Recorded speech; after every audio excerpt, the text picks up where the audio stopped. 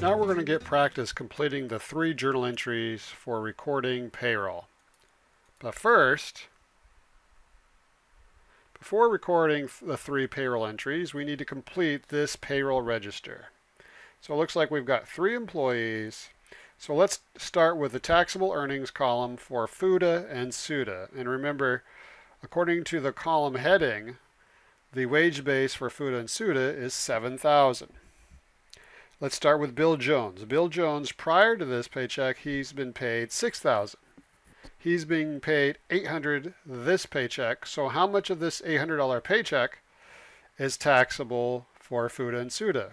Well, if you take the $6,000 prior earnings plus the $800 for this gross paycheck, he's under the $7,000 wage base. Therefore, all of it is taxable. Now, how about Julie Warner?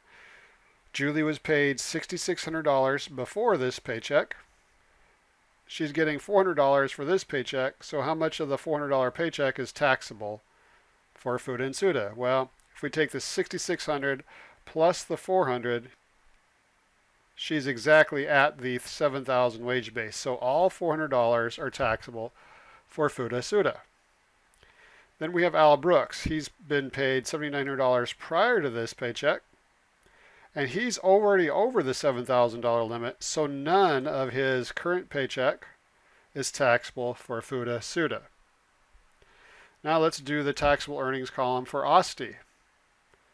If you just take a quick glance at the previous earnings year to date for these 3 employees, no one is near the wage base for Osti. Therefore, all of their gross wages are taxable for Osti.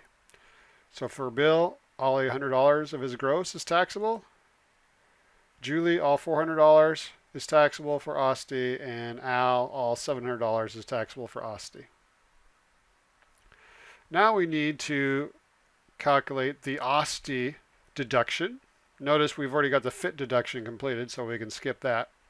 So for Osti, we need to calculate Bill Jones' Osti tax. So how do we do that? Multiply the amount taxable for Osti times 6.2%, and we get $49.60. For Julie, we take her $400 that's taxable for Osti and multiply by 6.2%, and we get $24.80. For Al, we take his $700 taxable, multiply by 6.2%, and we get $43.40. Now let's do the high column for Bill Jones. High, remember, is Medicare. All of it is taxable for Medicare, all gross. So we're going to take $800 gross times 1.45%. And as always, we round to 2 decimals as necessary. So his Medicare deduction is $11.60. Julie, we take her $400 times 1.45%. We get $5.80. And then for Al, we take his $700 gross pay times 1.45%, and we get $10.15. Then we need the gross pay total.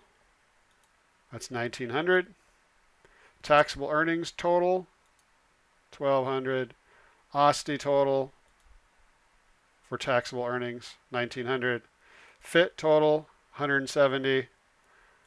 Osti deduction, $1,780 total, and then Medicare deduction total, $27.55. Now that we've completed the payroll register, now we can do the first journal entry for the payroll. Remember, journal entry 1 is for recording the salaries, expense, and employee withholdings. So journal entry 1 is the employee data. So to help us fill this out, we now have the payroll register at the bottom of the screen, and we need to fill out the journal entry. So we start with a date, 2000 whatever. So apparently the date is January 7, and we're going to debit wages and salaries expense.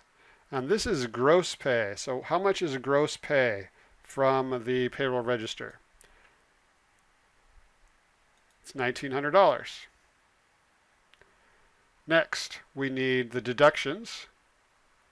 FIT payable. Now, since this is FIT payable, is this going to be a debit or credit? It's going to be a credit of $170. Next we have OSTI payable. How much is the OSTI payable credit going to be? $117.80. And then we have the Medicare payable. That total is $27.55.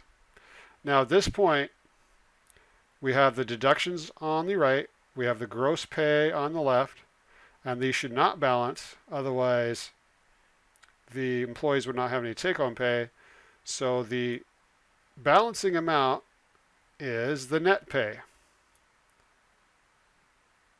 And the way we calculate that is we just take the debit and we subtract the credits, and we get $1,584.65.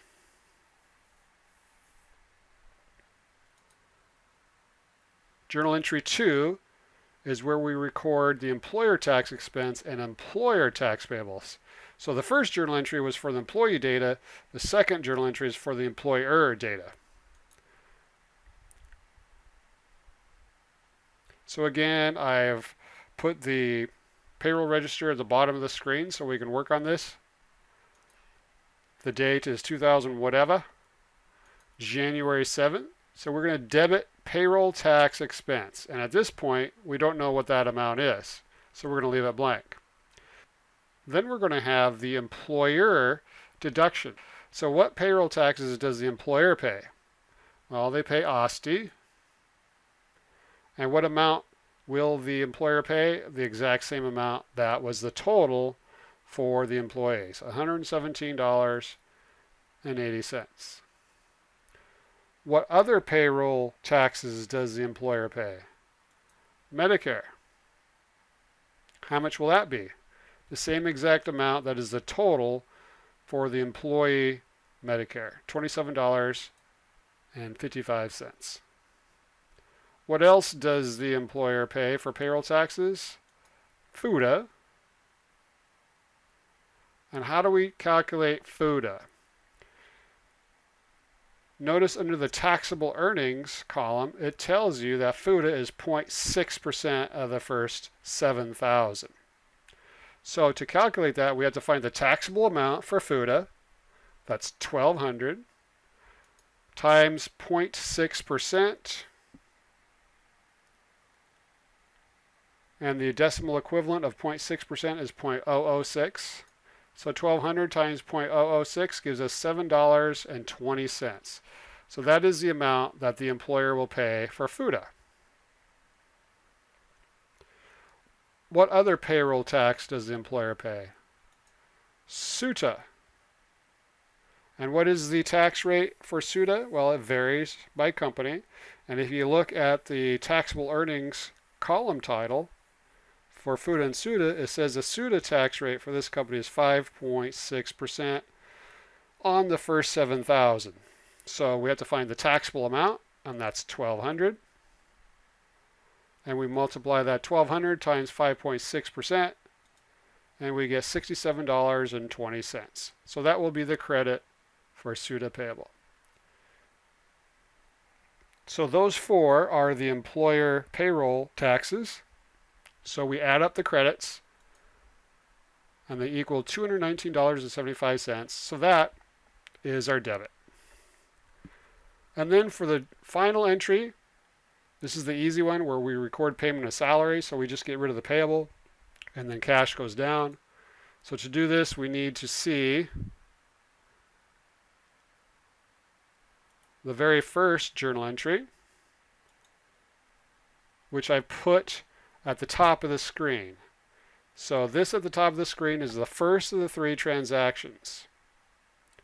Notice we have wages and salaries payable of $1,584.65. What happens to that once we pay it? Well, we have to get rid of that payable. So how do we get rid of a payable? You debit the payable. So wages and salaries payable will be the debit for $1,584.65, and then cash or cash payroll, depending on what they call that cash account that they use for payroll, will go down by the same amount.